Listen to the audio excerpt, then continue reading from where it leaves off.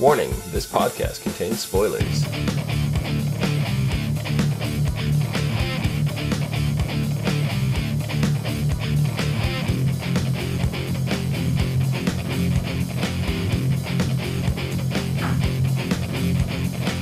What's up, everyone, and welcome to the As Seen on TV podcast for American Horror Story, Season 4, Episode 3, Edward Mordrake, Part 1. I'm your host, Dom. With me are my co-hosts, Mike. Hola. Rachel. And Omikins. Hi. How's it going? Kid's been sick for 2 days. Yeah? Yeah. That's how my day's been. That actually kind of sucks. Yes, it does. I see Cleo in chat saying, wait, I'm not ready. She's not ready. She's not ready. Well, the show must go on. I don't get sick, so I don't worry about that kind of stuff. Anyway, Edward Mordrake. What do you guys think of this whole episode here? Very interesting. I loved Edward. I was like, as soon as Ethel was telling a story, I was like, this would be interesting if it stayed forever. Mm-hmm. But it's not going to. Maybe I'm more Team Jacob myself. Team J. It's kind of like he's hunting for the one, and I like the fact that they're doing backgrounds. I'm just going to skip over everything Dom says. Pretend he didn't even say it. Yep. I like that's what the viewers at home do as well. I'm pretty sure they do. We all do. We all do occasionally. No, I like them. The whole supernatural element that brought in, and the I would love for him to have stuck around, but the legend is he can only be summoned by a performance on Halloween. Yep. Well, who's to say he's not going to stick around? I mean, all he said was she's not the one, so He stays until he finds the person he's taking with him. So right, that might be a day and might be 3 years. Oh, that's nice. I want him to stick around. But as far as the episode names go, it doesn't look like he's sticking around. Yeah, maybe we'll get some more background on with some of the other ones. The green fog and everything that rolled in, and he was really, as Mike said, he was the very first supernatural occurrence that we've had this season. Yes. Usually we'll get them a lot faster. I think the one that took the longest was Asylum. Yeah, we got the aliens or whatever at the end, and it's not really supernatural. It could be. I don't know. It was a little weird, but it was by the end of the episode, right around the time when she was singing the song, I completely forgot about Edward Mordrake. They did a really good job distracting you. I didn't forget about him. I didn't forget about him either. No, I'm the only one that forgot about him. Mm-mm. I just didn't know for sure if he would come, if there was a difference between a performance and a rehearsal. Well, really, realistically, there isn't. Just whether or not you have asses in the seat or not. Yeah, they did the whole backstory at the beginning, the black and white thing, and they introduced him, and they said he's the folklore, local legend kind of thing among the carnies, and then we don't hear about him again all the way up until just before Elsa goes on to perform. And I forgot about him. And then when I saw the guy standing there in the top hat while she was singing, I was like, oh. Well, I had a kind of feeling when the fortune translate this dapper guy standing behind you, and I was just like, no. I think the whole psychic reading was not. It wasn't indicating Mordrake. It was indicating her Stanley. Yeah. Stanley. So I mean, it just made her seem a little bit more believable. But that's not what she was trying to do. That's not her reading at all. So what did you guys think about Stanley and Maggie? I think he has something on her. He definitely has something on her, because why would she stick with him? I mean, they're both con artists, right? Yeah. We don't really know what's up with Stanley. The most information that we got out of him was when he was in the bedroom with Thor. Thor. That Thor. scene. That I just scene. thought of the Cards Against Humanity card. No, see that scene. Oh God. The great dildo Thor. Mm-hmm. Anyway, that scene got both of us because he said, "What did he say?" He's like, "I've never been with a Viking god before," which is pretty funny because in True Blood, that guy's character, yeah, same actor, mm-hmm. he was with Vikings in he was a vampire. He was a 3,000-year-old vampire. He fucked a lot of Vikings. Vikings. He was a 3,000-year-old gay vampire. Mm. So, did he have any Viking gods though? There's gods. Come on. Yes, Thor. Thor. Thor's a Viking god. Mm-hmm. He's a guy in a fucking cheap ass costume. He's no fucking god, and he's not Thor. Well, not that guy, but yeah. I think Stanley is a freak in himself. Yeah, well, just because he's gay. When Thor was like, "Oh, you're forgetting something," he goes, "Oh, my hammer." And he's like, "No, your sword." Sword. And then he's I like, think he's "Undo talking my about the pants." And then when the Thor guy undid his pants, he's like, "What the?" He was like, "What did he say?" Like, "Good God!" Like, Mm-hmm. Yeah, he was surprised. He's probably either itsy bitsy or way too big. I bet you he's huge. That doesn't make him a freak. Or he has two. They've already got lobster hands. They don't need a guy that has a lobster. Yeah, let's not go there. in the opening, I mentioned this opening. That would be the perfect one for Bet and Dot. Yeah, it would be the. Oh my God, damn it, Tom. Anyway, this is turning. Mention the opening again because last week we were questioning Twisty's Under the Mask, and I said, in the opening there's a clown in there you see his brain exposed. Maybe that's what's on the top of Twisty's head. Well, I mentioned the opening again because in the opening there is that one thing that turns around that has a third leg. A boot on his dong. It has a boot on his dong, which is like 2 feet long, like a third leg. And it's like swinging around all frantically, yeah. Is this guy Mr. Triple Leg? He could be. We already have triple nipple. Why not, Triple nipple? It's triple tits. Oh, sorry, triple tits. Well, and a hermaphrodite all in one. Come on now. The triple nipple just sounds a lot more fun, even though it's more than just a nipple. But yeah. It just kind of rolls off the tongue there. Triple nipple. I know, that's why I said it. It just, Yeah. Then we get my girl Maggie Esmeralda debuts.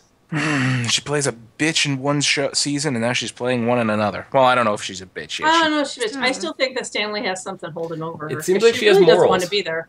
Yeah, it seems like she has some morals here. In my initial impression, before we got more of the character, like in the very beginning, was great. She's playing a bitch in the second season. But then I got more of the character, and I'm like, all right, okay, I could take that back a little bit for now. Yeah, well, we first meet her and Stanley at the beginning of the episode when they're going through like some kind of museum-esque type thing for freaks, abnormalities in medical science and stuff like that. It was like the Believe It or Not museum. Yeah. See, right behind me. Believe it, or I'm gonna assume it says not that way. I didn't notice that until just well, I mean, now. I can just look, and yeah, it does. It does say not. So, but then they try selling off like a Bigfoot with it. It's like a goat. Yeti. It's a goat corpse with a cat jaw sewn on. Sasquatch. Sasquatch. It's all the same, really. Not really. It just depends on what area of the country you want to call it in. Still, not the same thing. Sasquatch. Bigfoot, whatever. Those are the same. Yeti is completely different. Yeah, Yeti is in the Appalachians. It's in snow areas and stuff the like that. Appalachians? Yes. The snowy Appalachians of the northeastern United States? Yes. No. Yes, not in the Himalayas, in the Appalachians. That's why I brought that up. He said the Appalachians. Right, the Appalachians, not the Himalayas. But she sees Ben Dot, and instantly you could almost see the dollar signs in her eyes. Ding, ding, ding, ding, like a slot machine. Yeah. jackpot, you know. But you know, that's not really the only thing. You know, she sees Elsa, which she's trying to get a foothold into the freak show itself, and she starts playing around with Elsa's emotions and her dreams. Like, she's very observant. We can tell that already, because in 3 seconds she looked around the room and got all that information. Yeah. Yeah. She reminds me of another character that's very observant, and the show went on for like how many seasons? Me psych. Exactly. Psych, yeah, or The Mentalist or anything like that. Unforgettable was another one just recently. Yeah. So there are a lot of characters that have that, but I don't know if she has that to that degree, because they only showed that ability then. Right. They didn't show it throughout when she was like hanging out with Jimmy, when the police officer was like disparaging him, and they went back and forth, had this little argument, and the cop's like, I don't know why you're with him. You know, do you see Maggie and Jimmy hooking up? If it gets that, Dot and the sister twins are gonna fucking go nuts. I don't think Bet won't care. Bet Bet's won't care. Dot's the one with the hots for him. Dot's got the hots. Oh, I'm gonna be rhyming all show. Oh God. Triple Just, nipple you know, Dot's hots. Just so you know, whole show. Okay. I don't know. It seems like I mean, she's pretty skeeved at the freaks right now. She's not really liking being around them. But Jimmy, his personality, the only thing that's not normal about him is his hands. He's got semi-deformed hands. That's really And all. and like if he was born nowadays, they would just cut him apart. they'd do their best cosmetic surgery to make it normal. I mean, because they're just fused. They're just regular fingers. He has the bones and everything in there. They're just fused together. Yeah, he has nothing else wrong with him. They're kind of much longer too. Yeah, they're like, you know, fused together into one like mega finger that comes out like. Yeah. But nowadays they would have Twice as fixed long. that like when he was born. So, but other than that, besides the tall lady, they're like the most normal ones there. Well, the tall lady, she's just a tall Lady, there's nothing Lady. wrong with her. very manly voice. So That comes with being tall. They have that I was pituitary gland thing. I was thinking transgender, but okay. No, even the tallest. No, one of the tallest women. I think she passed away actually. But no, her voice was very deep too because of the pituitary gland. It was producing too much testosterone. Interesting. We I think got another song this episode. Elsa sang Lana Del Rey's "Gods and Monsters." That was totally a song of the 50s era. Totally. Lana Del Rey and being, 80. We've already established the fact that none of these songs are from that era.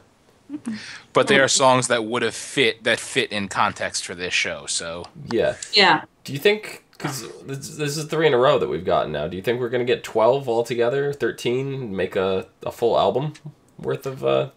That would You be never know. interesting. That would be interesting. that'd be pretty cool. I think they're going to go that route, get a song every episode. I would Yeah, love, man. yeah. I mean, they're all covers. They're all, adaptations for the show. It'd be amazing because... And then at the end, they'll be like, you can buy this CD here. Well, the tracks are already available on iTunes. If you go on iTunes right now, you can buy the first 3 tracks. So, some kind of soundtrack, it would be kind of cool. It's interesting, but I really hope it's not something that carries over every season. Oh, I don't think it will. No, this Seems to work for this, but if they tried to shoehorn it Yeah. in everything from now on, I probably would stop watching the show. No, I don't Just think because it of does. that reason. Yeah, it just fits into this season. Well, I mean, they are an entertainment troupe, so, Right. I mean, it makes sense. As much as I hate the cross-promotional kind of campaign that they do, it's like, oh, the song, and then as soon as the episode airs the song, not even before the episode's over, you could download this song on iTunes right now. And it's like, really? Just, can you, let us enjoy the episode first? Yeah, before you're trying to sell this shit. No, not allowed. So, I mean, just because of the nature of the show and how it is a performance-based thing, I'm willing to let it slide. But like I said, if this is a common occurrence, I don't care maybe if they do like 1 or 2 a season. Mm-hmm. But if they do it every episode, it's going to aggravate me. Not for this season. This season, it's okay. Mm-hmm. It makes sense. It just goes with the season. So unless they do another season that has something to do with music or could fit, I don't think they're going to. Well, at least I hope they don't. Yeah, I think you push it too far. They can get away with it now, but just don't keep on that path. Yeah. We had a lot going on with Ethel this episode. Yeah. She was almost, I want to say, the main focus of the episode. Mm-hmm. We see her go to a doctor, and it seems like she's been to a lot of pretty shitty doctors in her life. Yeah. And for a traveling freak show, it's not like she's going to see the same doctor, so she has to deal with multiple doctors all the time. Oh, yeah. But the doctor says that she has upward of a year to live, probably 6 months. Yeah. But why, as viewers, should we care about this? Unless they plan on doing a time jump. No, it's not that the doctor gave her 6 months to a year. And he said, don't touch alcohol. What does she do? As soon as she gets back, she starts mainlining it. So, I mean, it's not that the doctor says she has that much time, and that's maybe how much time it's going to... No, that's not how much time it's going to pass. It's the fact that it's triggering her stupid decisions, which is going to get her killed. Yeah, it's more of a character development thing than anything. I mean, we don't know about this character enough to care. And I mean, I got to reference another podcast, Agents of S.H.I.E.L.D. We said that if they didn't do the opening stuff for that first season, we wouldn't care about the character. So we haven't gotten to that point here yet. But that's a little bit different, because you got a show like that, which you know is going to expand outward and upward of 22 episodes and then potentially carry over to another season. We know at the end of this season, which is only 12 to 13 episodes, right, that it's done. It's done. Well, but if more they would have reason done this, to rush her character development. Right. Like if they would have done this in episode 10 or 11, then I think it would have been more of a we need to care about it in this show's context. But because it's so early, this is a tool for character development. Like Omi was saying, that it triggered her drinking and her poor shitty decisions, and it gives us a little more context for her. It was also more reason for her to just accept that maybe Mordrake was going to take her right then and there. I mean, very true. She's just come to the realization just... I mean, I care because, realistically, she's the one that's keeping everyone together.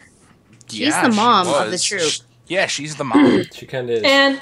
And she wants better for, her son, and to actually step up to, her ex and be like, okay, this is what's going on. I want you to be there for him. I mean, to actually do that took a lot of fucking guts, and she needed a little liquid courage for that one. And she did admit to him and, us, which we already kind of suspected, but now that we have in verbal confirmation, Del is Jimmy's father. Like, yes. 100%. There's no more question about that.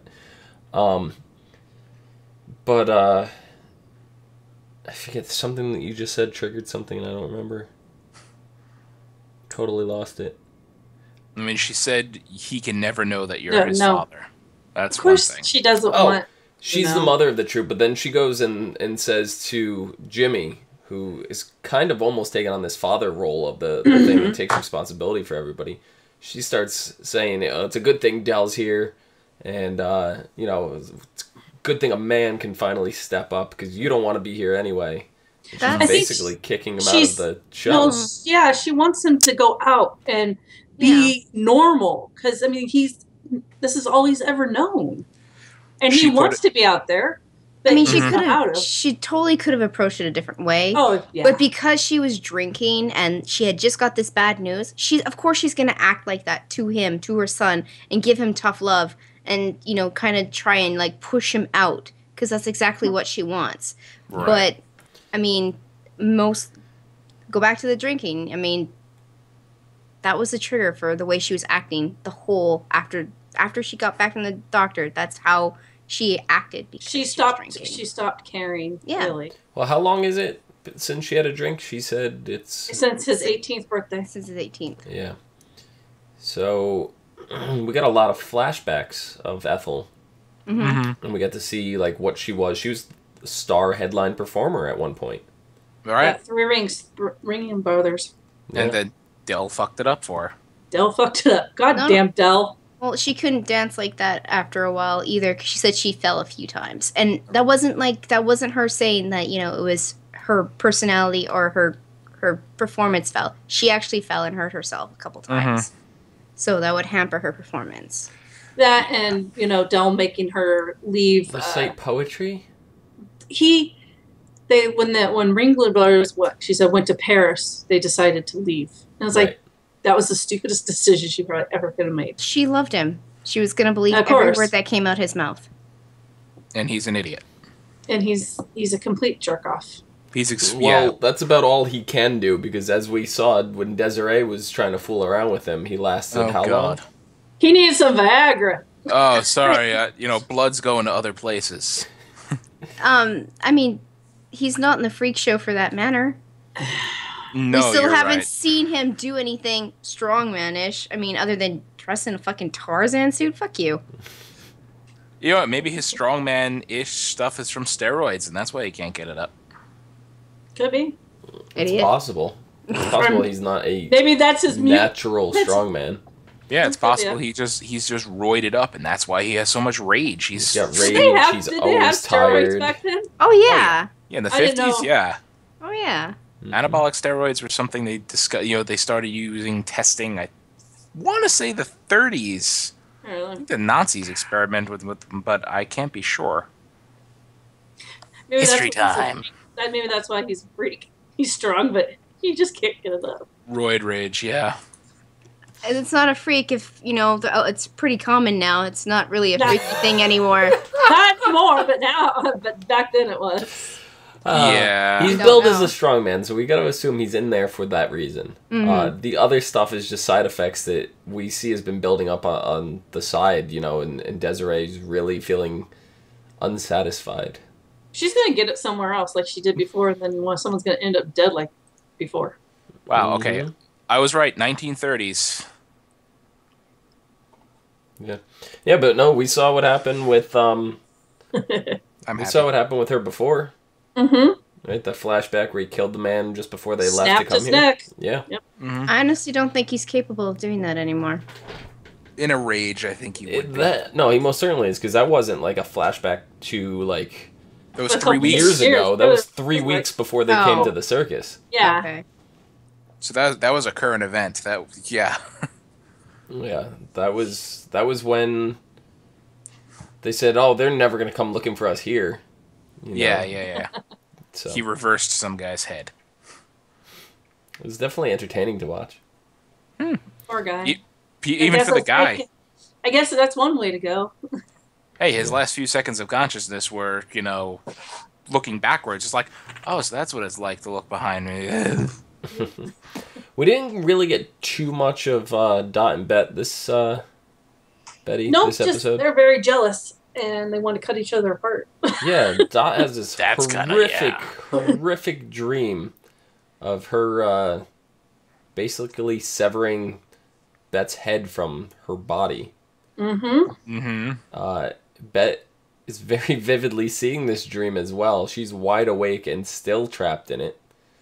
And when Dot wakes up, she reveals that not only is this just like a dream, but it's something she really wants to do, and she's saving up all her money to pay for this surgery. It's the most wonderful dream she's ever had. That's pretty.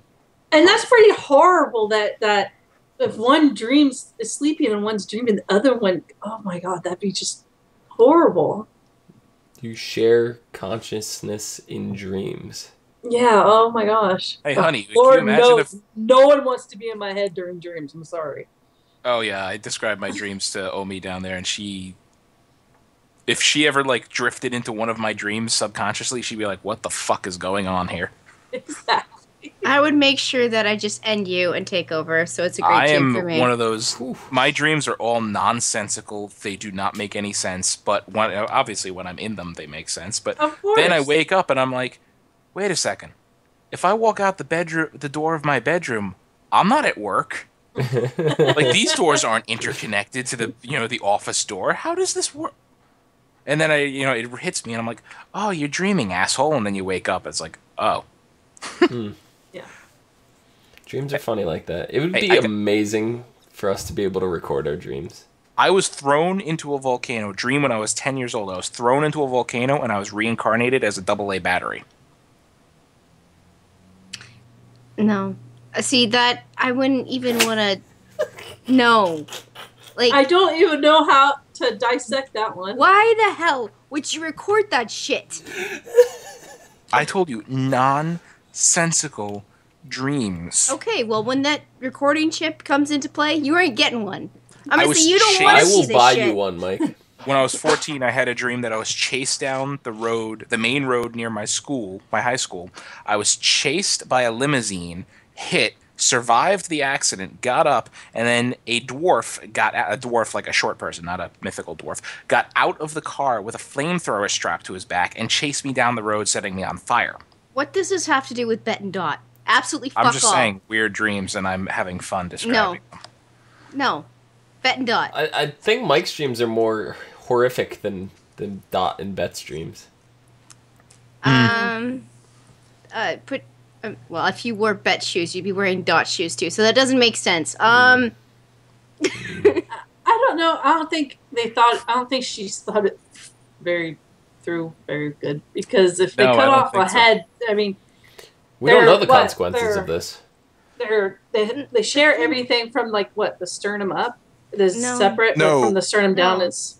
They start fusing at their liver. So basically, they can cut Dot down and keep the liver and just kind of chop her off like that. Yeah, but what if cutting her head off lost motor function in her arm and her leg on the opposite side of her body?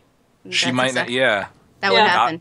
Dot might not. She wouldn't regain control of those limbs. I think the leg she'd still keep, because you said, it separates at the liver, but the arm. Mm-hmm. She wouldn't have the arm anymore. Nope. And plus, if they severed the head the way they were doing in that dream, there'd be a lot of. I know. There would be shoulder. There would be a lot of blood loss, and they are connected, circulatory wise below a certain point. So even though they're separate above a certain point, Bet's arteries bleeding out would cauterize it. Yeah, I don't think they had that. Well, and then you got to think that if they were just gonna chop off her head, she'd still have this wide chest and this head that's over. She would have this really long shoulder, and her head would be over to the side. And let's take look like a Picasso, Hi guys, how are you? Let's take this to the logical side. Bet and Dot never went to frickin' school, so they have no goddamn idea that they're connected like that and that they would die. Let's try their shoulder. No, she knows that they would die. She said one of us would die. She says, but another one of us would live the life. They would both die. No, they would probably both die. That's what I say. They would die. I didn't say Bet. I didn't say Dot. I said they. I can't get one shoulder to be that epically longer than the other. This is about the best I can do. It's like this. It's like putting your arm up and then with your shoulder. This is what it looked like. One was supposed to be here. Yeah, right. It just doesn't work. I don't know. I have That's no as clue. close as you're gonna get. It's terrible. That is terrible. Why are we laughing? Plus, she'd be walking around like this all the time, with her head tilted. Her head, it would just be off. She'd look like a Picasso painting. So let's get to Twisty and Dandy. Love Twisty, even though he scares the fuck out of me, and fuck Dandy, he needs to die. So we see Dandy get to dress up as Howdy. No, he doesn't get to dress up as Howdy Doody. But he gets enraged at the Howdy Doody costume and decides that he's gonna go make his own costume while his mother goes into town to try to find one for him. So he hand makes a clown costume with this. I think his mask is scarier than Twisty's. I'm just saying. Yeah. It is, actually. Until Twisty's mask falls off. Yes, that's the key there. But the creepy part was the inside the mask camera that was like looking around. Yes. That was super creepy. Yes. But why didn't Dandy kill his maid Dora?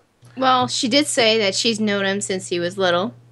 So I can just assume by how detached his mother is that Dora did a lot of the work. Yeah. He probably he loves her because she's more of a mom, I guess. Also, I think he probably thought it through that, it would be pretty obvious that I'm the one who killed her if I kill her. Like, I don't think that logic was going through his head at that point. I don't think he can. He can't bring himself That's to too do it. logical. But she was pretty much in his face provoking him. You won't do it. If I was Dandy in that situation, the first time somebody tells me I'm not going to do something, I'm going to do it.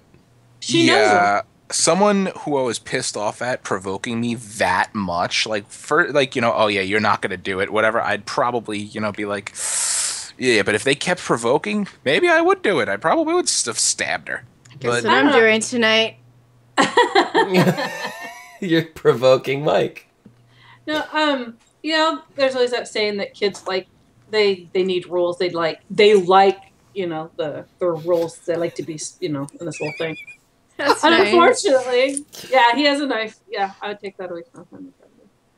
Oh, are you kidding me? You won't do it. No, he won't.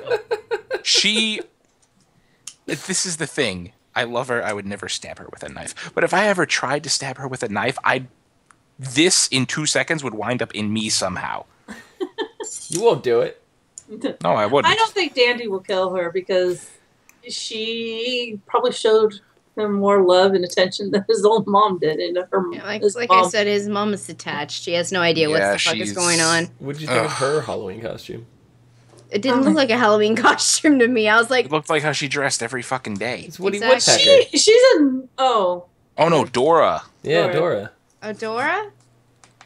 I feel bad for that. Come on, did you not laugh at that Woody Woodpecker laugh? Oh, yeah. Oh my god, they got Patti LaBelle to freaking do a Woody Woodpecker. Mike, give us your best Woody Woodpecker laugh right now. No, don't. How does Woody Woodpecker sound? I don't even remember. She took her. All right, she can't hear, so when she puts them back in, then do it. See, I can't even do it. I can't do it quick enough. All right, I'm done, honey. It's really loud. He's really high pitched. Yeah.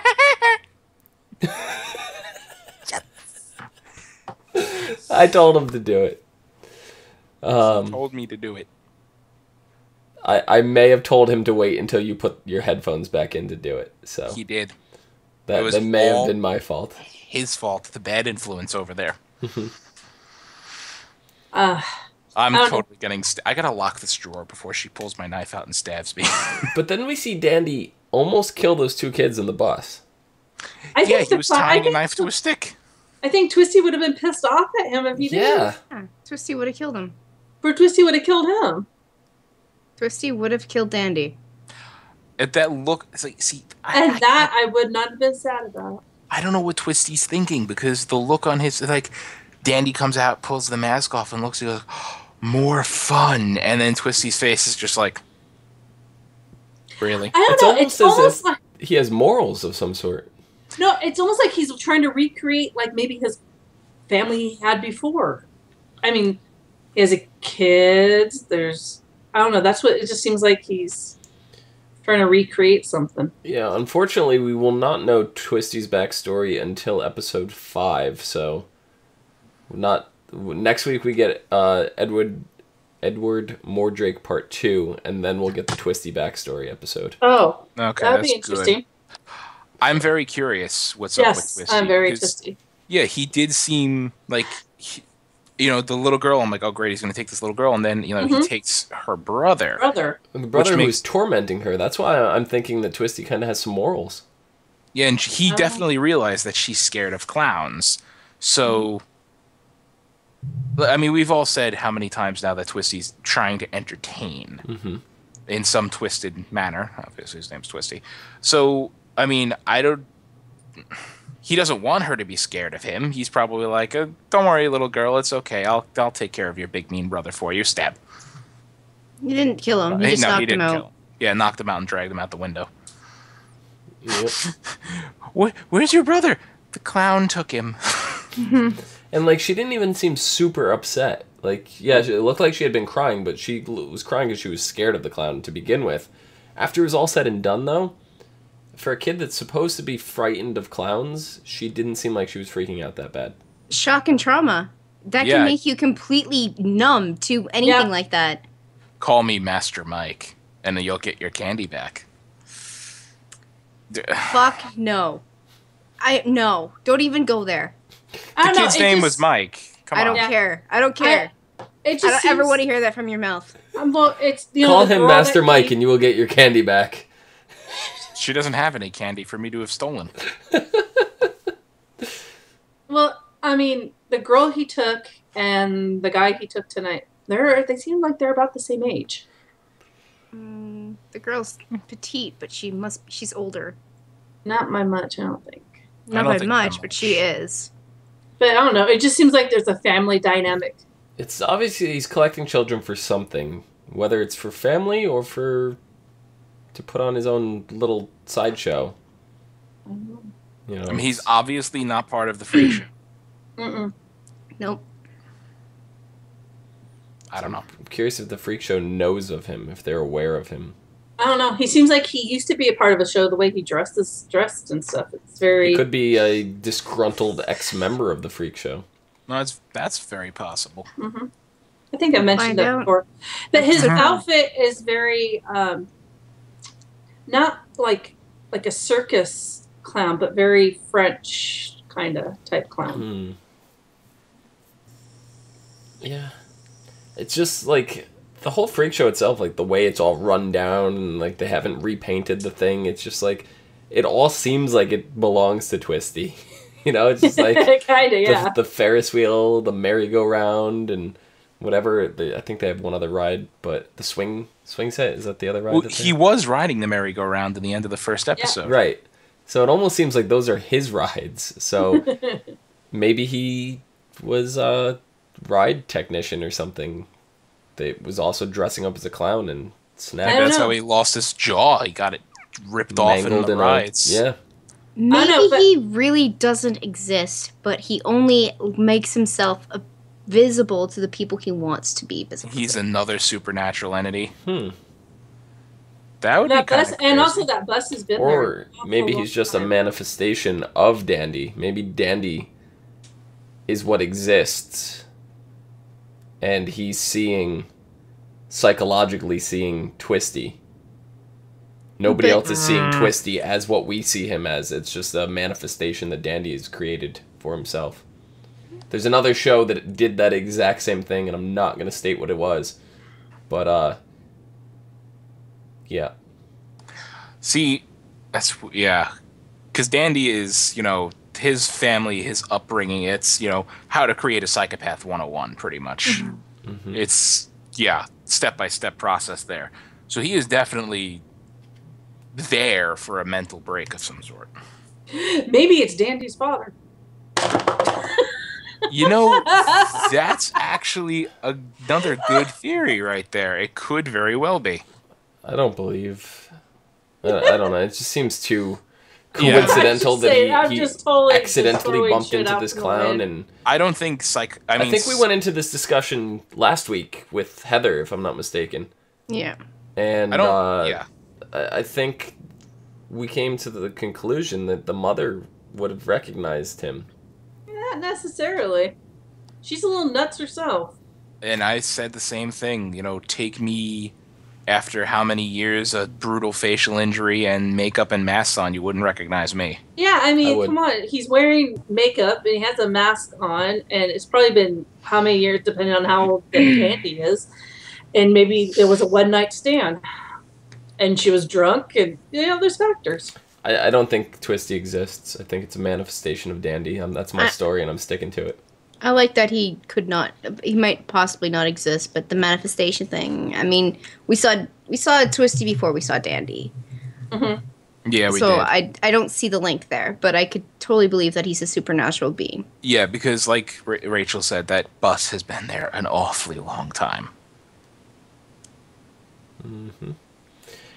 But between Twisty Dandy, Dell, Desiree, Esmeralda, Edward, and Stanley. We kind of have this villain overload. No, I wouldn't consider a lot of them. I wouldn't No. consider Desiree a villain. No, I Not wouldn't quite either. yet. She's not. She's just there to cause animosity. I mean, Yeah, no. she's all not. about herself. She's like all about her. Dom. She causes a little bit of chaos in the situation. She's a little bit weird. She's not a villain, though. And I resemble as far as- that remark. You do resemble that. Esmeralda, I think we could see coming around maybe towards the later bit. She does have feelings and morals, so she's not. And I want to know what Stanley has on her. And Edward doesn't seem that villainous. No, he's not. Edward is just. He's a supernatural thing. He's gonna be there and gone very, very soon. He's not a villain. He's not a villain. He's doing what he has to do. He's probably got something to do with what's that guy's name from Coven with the whole like hell and stuff? He's probably got. Was it Papatunde? Mm-hmm. No. Yeah, there you go. He's looking for people that have done bad to take back with him, and Ethel hasn't done anything that was bad. That she regrets everything. She doesn't have she's not a bad soul. I think he has a connection to the Papatunde side of Coven because it makes sense that it's kind of hellish. He's collecting souls. Who do you think? Who do you think Edward's going to end up taking? Dell. I want to say Dell, but it's probably going to be. I don't know. We'll go with Dell. Dell or maybe Desiree. Yeah, I could see Desiree going over Dell. Just because she does seem less of an important character than Dell. Mm-hmm. Yeah. Mm-hmm. I don't think it's going to be somebody that we care about. I don't care. I think it's going to be somebody. I don't care about Desiree. Well, I mean, like from the main cast. Right. I don't think it's going to be anybody from that. I think it's going to be the male version of Pepper. Maybe. Maybe, yeah. I don't think it's going to be anybody major. They're not going to take Jimmy. No. Right? I mean, that's why they offed Meep right off the beginning, because he really wasn't major. Right. And so we know from, like, previews that they're going to slowly dwindle down the freak show. Mm-hmm. Mm-hmm. So it makes sense, yes, for another. Well, it kind of makes sense for them to off Desiree just because then it'll make Dell maybe step up to the plate and be a father figure. Yeah. I don't see that happening. I see him drinking. I see him going like. Well, yeah, drugs is in there. There's gonna be drugs, and he's gonna try to manhandle everybody and strong arm them. No pun intended. No pun intended. And then he'll let out that he's actually Jimmy's father and all shit. Oh, that's definitely going to come out. Jimmy's going to find out about that. They're putting way too much emphasis on them not finding out. Yeah. I don't know. He's like, "What are you, a broken record?" Like, well, it's going to come out. Yep. Yeah. You guys have anything else for this episode that we didn't cover? Going through it in my head here, nothing I can think of. For me, I have a feeling that she's gonna find out that where Meep was buried, and they're gonna dig her up and try to sell Meep's body. It doesn't seem too freakish when it comes to the scientific aspect. The only thing really freakish was about him was he ate chicken heads. Well, I think he was he a smaller than usual adult. Well, that's like progeria, which is. But I don't know. I have a feeling that something like that may happen. And the actor that played Meep also played the son in Murder House. The one that was under the stairs. Creepy one. Yeah. Okay. Anyway, next episode, Edward Mordrake Part 2. In it, Edward Mordrake continues his search for a freak to add to his ghostly word that I can't pronounce. His ghostly group. Yeah. Coterie? Coterie, something, I don't know. Group. Sorry, Elsa, you're not French. Elsa tells the grisly story of her days in Germany. Legs blown off. And Jimmy and Maggie have a run-in with the Twisted Clown. Oh, yeah. Oh, crap. I like that. I like it too. Don't kill Maggie. Oh, it's not gonna happen. They're not going to kill Emma. Don't kill Emma Roberts. No, they're not. Don't do it. You know, I mean, Not so Twisty's soon, already, anyways. yeah, Twisty's already seen what Jimmy has done. We haven't seen her in her lingerie this season yet. Oh dear Lord. Oh, it's a freak show. It's gonna happen. Keep a lot of lotion and Kleenexes handy. Then I'm gonna have to put her in my background again, like I What did is she- last year. She is not. She's not the Supreme. We've already figured this out. She's not the Supreme. Every time someone says the word supreme, all I can think of is Taco Bell. Fuck you, I'm hungry. I think Diana Ross. You want the Madison Taco Bell? No, I don't. God, I don't. She's kind of undead. You like that, right? He would. Ugh. Anyway, that is our show. We're gonna end it on that lovely note right there. Mike, where can the people find you? You're over there. On Twitter, at Philidrin, and then in my bathroom, puking at the thought of that. Excellent. Sev, where can the people find you? At Twitter, at Savannah17. I'm here. Oh, mate, where can the people find your where? Over there. Where can the people find you? They can find me on Twitter at LadyVenom24. LadyVenom24. You spelled it. You can find me down below at Phenomenon, Phenomedom. You can find all of us and more on Facebook, Gmail, G+, Twitter, right here on YouTube, and unfortunately also on MySpace at /ASOTV podcast for some more podcasts for some of your favorite TV shows. Right now, all that's visible is Freak Show. So, hey, look it! We everybody. are a freak show. We are the Freak Show. So until next week. No, stop it. I can't even do it. I can't get high. Suck. I can't get high enough pitch anymore. Done.